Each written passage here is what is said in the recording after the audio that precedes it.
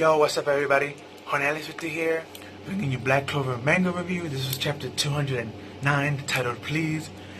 This was a very awesome chapter. The first page is very important.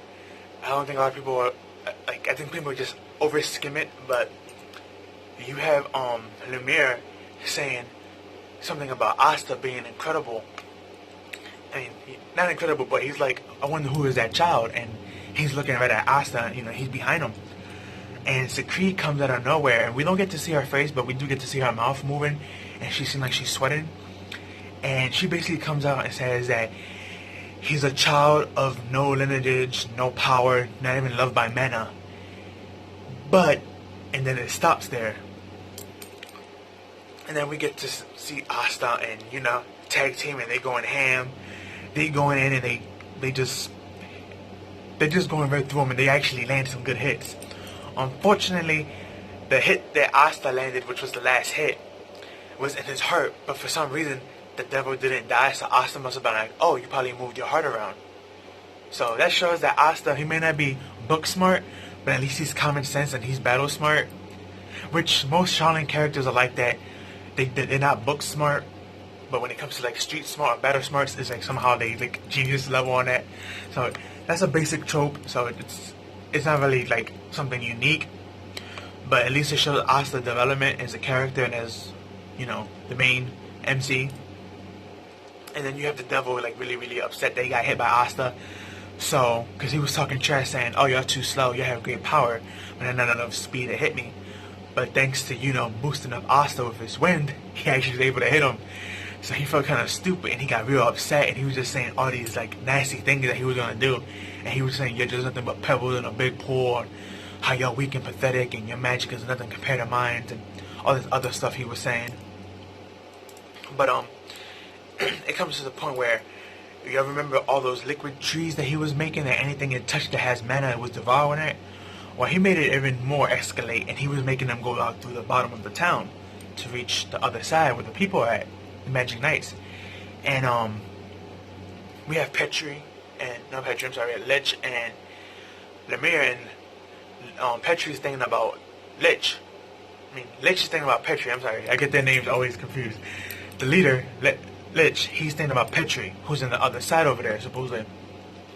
And he's like, I can't let him or any of the other elves or knights over there die.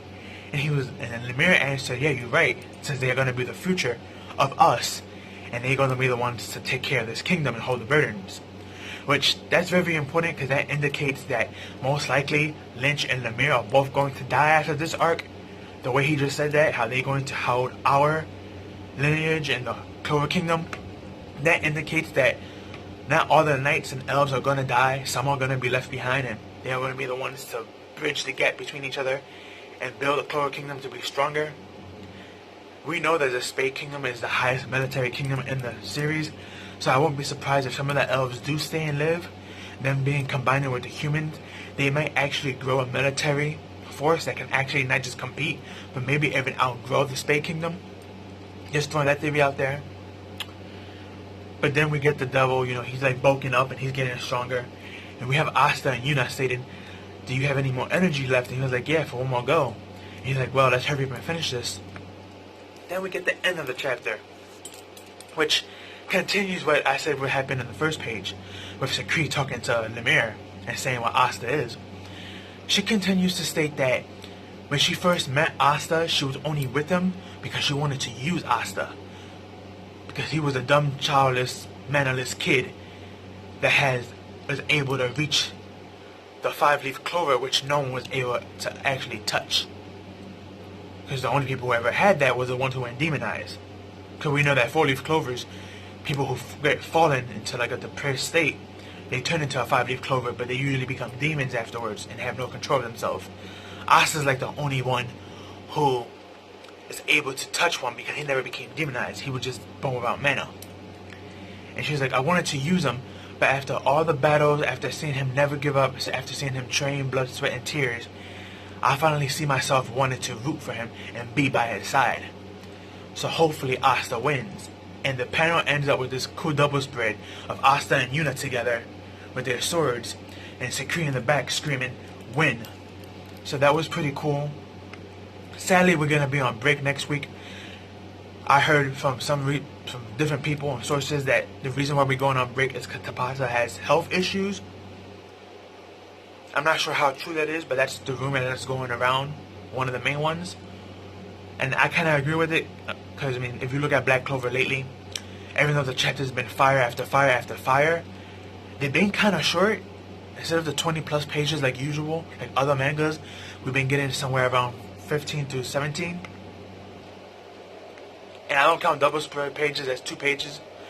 I count them as 1 because that's technically what they are. Just one big ass page with 2 chapters thrown in it. But it's still one page really. It's just another way for them to be lazy and I guess save paper by putting more into the story. But that's just how I feel about it. I know other people feel differently. But something I wanted to talk about mainly is what Sakri said. How he has no mana.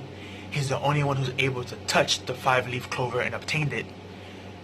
You know, that shows that even though Asta was at the same time as Yuna adopted into that, you know, infantry, when they were infants, they were adopted by the church. I don't believe Asta has any special lineage like Yuna. I believe Yuna is the one with the special lineage and the special power, and he's the gifted one. But when it comes to Asta, I don't think they're gonna take that route. How a lot of other series, especially Naruto, how he was supposed to be this hardworking kid that came out from nothing, but then at the end of the series we found he's this blessed child of destiny, and he comes from this great lineage and blah blah blah, and it kind of like ruined the story. Basically, Neji was right in that regard.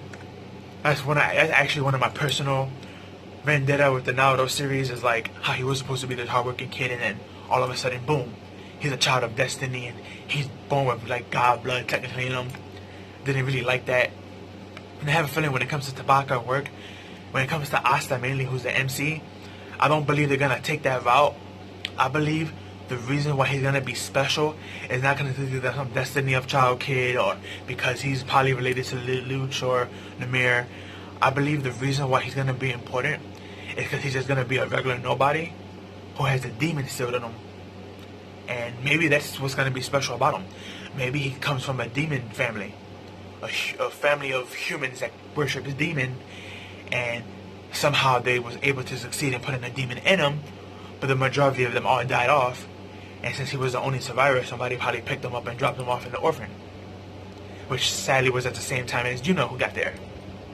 Which needs to be explained how Yuno got there, because if he is the son of Lich and the sister of the Wizard King, then how is he in this time zone as a child? That needs to be explained. Unless Sakri used her seal magic and she sealed him as an infant until he got old enough to be unsealed, and it was just at the same time as Asta in this time zone. That really needs to be explained. But yeah, when it comes to Asta, I don't see him having that corny background of being a child of prophecy or something from a royal / godly family, which is kind of a problem that we had in both Naruto and Bleach, because Ichigo was like basically fused with everything, and Naruto was supposed to be this one kid who was nobody, but he grew up and trained to be somebody. But then we found out, oh no, he's a child of destiny, and he comes from godlike family, and he had godlike genes in him, and it's like it kind of ruined the story and what it was meant to be. So I have a feeling Tabata's gonna do the opposite with Asta. He's most likely not gonna come from any royal family or be connected to any of the royalty or Lynch or like Lemire, as we were all thought before. Maybe he's just a regular human that got not lucky and got a demon in him. Or maybe he's a reincarnation of a demon, but instead of reincarnating into another demon, he reincarnated into a human. Because if elves can reincarnate into humans to transform later on back into elves, maybe that's what the demon in him is planning on doing. Maybe he reincarnated into a human, and he maybe wants to use the human later on to sacrifice him to reincarnate back into that demon form. Just throwing some theories out, not really sure. But that's all I have for you guys. Like, comment, share, subscribe, share with your family and friends. Give this video a like. Follow me on Twitter, link me down below, and tell me what you like and didn't like about the chapter. But that's all I have for you guys. Peace out and have a good one.